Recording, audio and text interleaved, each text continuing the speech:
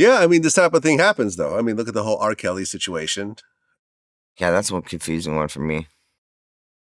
Just because I don't understand how somebody could be so nasty and vulgar. And then like Bill Cosby, you know, I was watching the movie Jack the other day with Robin Williams. I couldn't believe I was like, oh shit, Bill Cosby's in this movie. And, you know, you would never think that kind of stuff, you know? And it's scary. Yeah, I mean, since our last interview, I did I did 2 interviews with Tom Mesereau. Who's that? Who was Michael Jackson's lawyer during his trial. Okay. You know, the long white hair. Yeah. And you were actually in Michael Jackson's trial at one point, or no? No. I think they tried to. They never asked you to testify. I think they tried to subpoena me, but I didn't respond. Okay. I didn't respond. You know, some there was no warrant or anything for my arrest for not doing it. But they tried to subpoena me into court, and I was like, nah, I'm not even gonna go. Arrest me, because I know my relationship with Michael Jackson. All these people are crazy, man. Like how dare you stomp on somebody's legacy like that, you know? And then you have the audacity to do it when he passes away. What kind of shit is that, man? Do it while he's alive. Say it to his face. You know, get him to admit it, you know? I don't know. A lot of men these days act like pussies.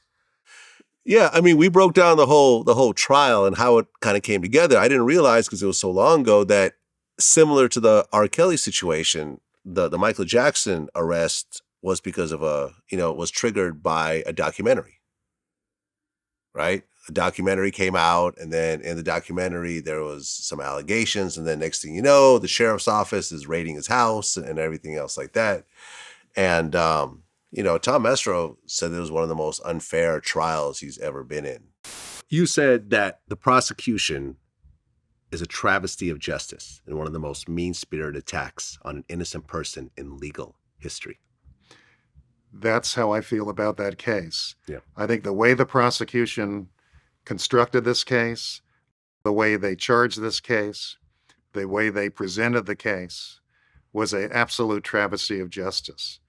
It was almost as if psychologically, because they were going after someone who was innocent, they went overboard trying to demonize and monsterize the defendant. As I've said earlier, I mean, how do you possibly charge Michael Jackson like he's a mafia chieftain? Like, he said that the whole thing was just a sham, and ultimately... Well, it sucks because there was a lot of people that were making allegations. Yeah, well, so Michael was found not guilty on all counts. So get this, though. When he gave me his jacket and I did his 47th birthday party with Jojo Wright from 102.7 Kiss FM, he was there, me and him, and I smashed his cake in his face. Like, the experience that I personally had with him then was just normal. He was a normal, funny, happy, loving guy. I spent my situation with him. I was like 15 years old. That night I asked him, hey, do you know where I can get some weed? He got me some weed the next day. I smoked some weed with him. And because I used to smoke weed with Michael Jackson, man. I'm jealous. Yeah, I'm jealous. We went. You got to smoke weed with Michael Jackson. On God, on my dad. Weren't you hanging out with Rodney Jerkins also? Yeah. Right. Yeah. I interviewed Rodney, I think, since our last interview. And he really kind of broke down the whole Michael Jackson relationship that he had. And Michael took me to school. I always tell people that was college for me. It really was. I learned business things that I didn't know in the publishing area that I didn't know from him. I learned how to challenge myself in a different way musically, melodically. He just taught me a lot, man. Taught me so much, and we built a friendship beyond the music, outside. He'd come to my house, my parents' house for dinner and dessert and stuff. Yeah. Rodney Darkchild was definitely there. Shout out Rodney, amazing producer. Yeah, he was there too. So it was him, my brother, Raffle, the executive of his states, and Michael, and maybe another 2 security guards guarding the doors or whatever. And Michael comes out and Raffle says, oh, hey, don't you have something to give Aaron? And he gives me the jacket. He says, when I die, you're going to be the king of pop. And I was like, really? He's like, yeah, you beat my Guinness Book of World Records. So, because I beat his Guinness Book of World Records. You still have the jacket? Of course. So which jacket is it? It's the one made out of all Swarovski crystal.